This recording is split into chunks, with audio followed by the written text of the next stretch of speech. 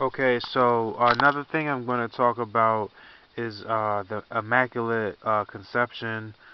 First, I'm going to preface that about a quote that this guy made when he went on this mission trip with me to Uganda when I was at Oral Roberts University.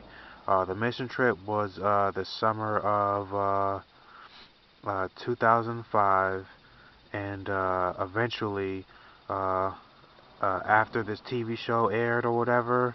I think it was right after the TV show aired, but it was within the same week or whatever, either before or after the TV show aired, December of 2008. I'll just say Christmas of 2008. His name is Jonathan Hayes, Hayse. But anyways, after the TV show aired and they were trying to get away with murder, one of the things he said, and I quote, "If Nick would have went into a debate with those theology majors, Nick would have won every single debate, and he would have made fools out of them." And another thing he said was, "It was like the living, breathing Jesus Christ, the creator of the universe, was right there next to you." And he said, and it was beautiful. So, kudos to him for being a black faggot, even though I hate saying kudos to him, but that guy, Jonathan Hayes, is a motherfucking faggot. He's gay as hell. So they did see me work miracles in white Jesus' name. And what the fuck are they doing now? Sucking black cocks. So, but anyways, as far as the Immaculate Conception is concerned, these so-called Catholics don't have a right to say, oh well, Mary's Jesus is deity and nobody else. But the reality is, all women that are Ku Klux Klan are deity. They have all knowledge, they have all sight. They never lost their memory of heaven where they had their beginning. And the way God makes them is once they have their beginning, He says, I don't want you to have a beginning and I don't want you to have an end. That's for every single one of the women of the Ku Klux Klan. So what happens with men is we have our beginning and we earn our uh, status as no beginning and no end over, I'll just say the word progress. But with women, it's not the same thing. They, I believe, they do study or some shit like that before they come, uh, almost as if they have the same start that we do. But as far as the fact that they do need to be females who are married to husbands who or whatever that they who are married to, yeah, whether it's Jesus and myself, or I mean I'm talking as far as the spirit of Elijah, but for any other woman in the Ku Klux Klan is they're married to Jesus and then also they're one husband in a monogamous relationship that has, you know, their own whatever situation. But anyways, they need to know that the husband that they married wanted them to be deity, or else how are they gonna feel if we actually wanted them to not be deity? So they still earn shit just like we do. They go to school, they study ahead of time before they get here, and then they still study just like all of us, knowing that they have everything to offer. Um, it's just something that they like to do the same way we do certain shit that we do, just because we like doing it, because our wives say so, and you know what I'm saying, making our wives happy is what we want to do. So, but anyways, the other thing is, I was speaking to another Ku Klux Klan member today, and he mentioned Jonah, and I know Jesus said, "I'll give you the sign of Jonah." And he was talking about his death and resurrection. He said something like 3 days and 3 nights in hell or whatever. So I need to look into it, but I'm wondering, uh, did uh, did Jonah die when he went to hell? Because I know he did go to hell when he had this fish experience. I mean, but obviously, I have to ask myself, most likely that doesn't mean that was the final judgment for him, was it? Because I mean, people do have out of body experiences or near death experiences and shit. So, um, like, is it possible he got swallowed by the fish, or did he get like chewed up a little bit? And but I don't know. I have to be careful with because even though I think it was like Mary, the mother of Jesus, or whatever, said something about the resurrection before Jesus died on the cross. Um, I have to look up what the protocol was for the resurrection of the dead uh, before, uh, I'll just say year zero. So maybe he didn't. I'm just gonna say it this way because I don't want to introduce false doctrine that he did not. Obviously, he could not have reached his final judgment. So that's a fact. The question is, did he have some sort of out of body experience? Um, because I do know that healing was possible in the Old Testament. So what if he got chewed up by a fish and then he got a healing miracle? Because there are accounts of healings and maybe even healing ministries, if you want to call them that, in the Old Testament, but definitely accounts of healings in the Old Testament. But I don't see any account of somebody coming back to life from the dead in the Old Testament. So I'm gonna just say no, he did not reach his final judgment. And but then again, there's something I have to be careful about because with Lazarus, Jesus said, "Come forth," and then in the New Testament, and that was before the death and resurrection of Jesus. So some people might say the resurrection of the dead wasn't possible until after Jesus came back from the dead. But there's Lazarus, whether he was sleeping or not, I can't really think about it right now. Um, and then there was the girl where Jesus said Talitha Kumi, and then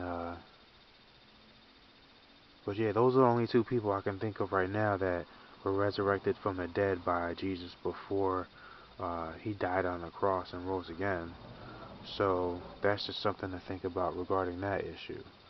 Um, so here I am. I'm looking at Elijah proclaims a drought, and anybody that says Elijah is not a female, or at least a collection of females, or the reality is it's both. She's a female who's a collection of females, and she has her own individual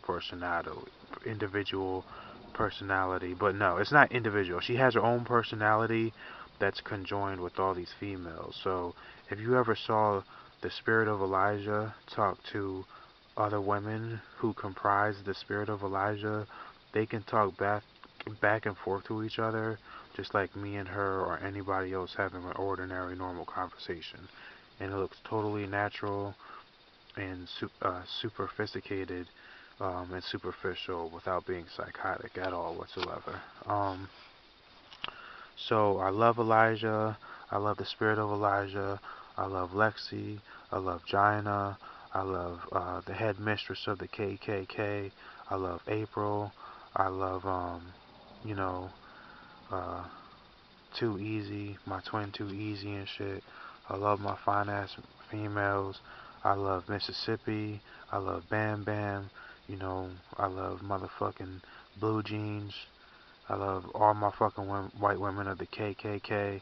You know what I mean? I love my sweetest pussy. The sweetest pussy in the world to me. Because I just have no way of comprehending anyone outside of her. So, just like the Bible says, the Spirit of the Lord, uh, he who was joined to the Lord is one spirit with him. The Spirit of Elijah can step inside me. Sometimes I wear her inside my heart like a medallion instead of like a medallion on a necklace. I wear her as a medallion in my person, in my rib cage, where she's safe from being penetrated by homosexual activity, and like where she has personal space, like she can read books, she can go to sleep in a blanket or in a sleeping bag or on a mattress or play video games, use your laptop. She's done it before. She does it a lot. I even have a penis pill. Um, that's a piece of her little poop when she was a little girl that she pooped in my mouth when she was what, like 2, 4, less than 6 years old or so. So obviously we're born the same age on the money, but we do see each other through through visions and dreams and stuff like that. We talk to each other. She talks to herself as a child. Um, maybe I should start doing it to myself, but I've seen her talk to herself as a child, and we can talk to each other. We can appear to each other in different places. We are omnipresent, so we're multiple in multiple places. Um, but it's safe for me to say that when we're born the same exact fucking age. Um, and just because in some cases I die before she does, it doesn't mean that we we give up on marriage altogether just because one of us doesn't have uh, a death certificate that is the same exact date as the other person. You know what I mean? So uh, maybe it's just a matter of, well, Nick, now that you're dead, according to this quote unquote death certificate, I'm gonna act like you're the one making all the decisions, as if I'm waiting for you as a widow, and then as soon as it's my time to quote unquote pass on, it goes right back to normal, and it's me telling you what to do. As always, it's my decision. Obey me, obey me, obey me. I love you so much, sweet, precious spirit of Elijah. I'm fucking you. I'm fucking you. I'm fucking you. I love you so much. The spirit of prophets is dominated by other prophets. So how can I say I am Enoch, the husband of the spirit of Elijah, if I have any rights at all whatsoever when I'm being dominated by the most uh, powerful, maybe even most dominant prophet of the Ku Klux Klan. So I'm very careful how I say that, but it's just true. I'm her motherfucking secretary. So, I mean, she even said, according to the King James Version of the Bible, it's a hard thing for her own son, Elisha, to get a double portion of the anointing. And there was this other guy who was just like in it for the money. So he ended off turning into what? Leprosy, and all of his family members after his line were all leopards, and there was just nothing that he could do to change that. So what kind of person would he have to be for his whole family that came after him to say, we want to be born into your quote-unquote bloodline as leopards? So is that where this whole dark-skinned black man started? I don't know. Maybe. Maybe that's where Benjamin Netanyahu got his bloodline and family history, son. So I can totally see that being the truth. I don't see how anybody can argue against that. So I'm gonna just keep on reading as a diligent pupil of the spirit of Elijah. And the only reason why she would choose me as her husband is because she will never have and never wants to have another pupil that's way more devoted to her and disciplined by her than me. Nick Rassiter, Enoch, Yeshua Bar, Yerushalayim. So white power, I love you so much. My favorite, okay? I love you so much. Alright, bye.